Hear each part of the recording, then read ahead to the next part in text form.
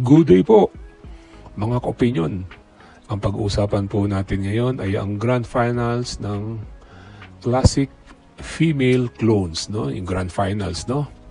Okay, bali ang nanalo po ay si clone ni Karen Carpenters. Siya po ang nanalo, no? Yung clone ni Karen Carpenter, no? Tama naman po yung talagang second runner-up and first runner-up, no? Ayun po talaga, no? Talagang tama po yung nila decision, no? Kung sino po talaga nanalo. Sangayon po ako ron kasi before pa lang alam ko na po yung alam ko na po yung tatlo, no? Tama rin po yung napili ng mga judges, no? Kasi yung dalawa naman, no?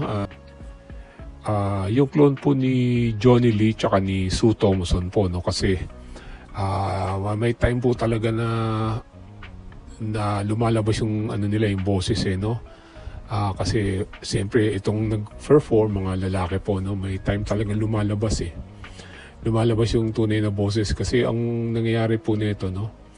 Iniipit po kasi talaga nila yung boses nila, no? Pero magaling din tong dalawa, no? Kaya yung mga judges halos parehong-pareho rin po ng mga napili ko. Yung tatlo talaga lumabas din po. Kaya congratulations po, no, yung clone ni Grand Finals winner ay yung clone po ni Karen Carpenter, no? Tapos ang first runner-up po ay clone ni Bonnie Tyler, and second runner-up po yung kay Shirley Bassey, no? Congrats po sa mga nanalo, no? This coming Monday meron na namang batch, no? Talagang very exciting na po ang The Clones, no? Bali ilan na, bali ang una po si Dulce, and next si Gary, and next is si Karen Carpenter, no? Yan, talagang umiinit na po ang labanan ng The Clones ng Itbulaga.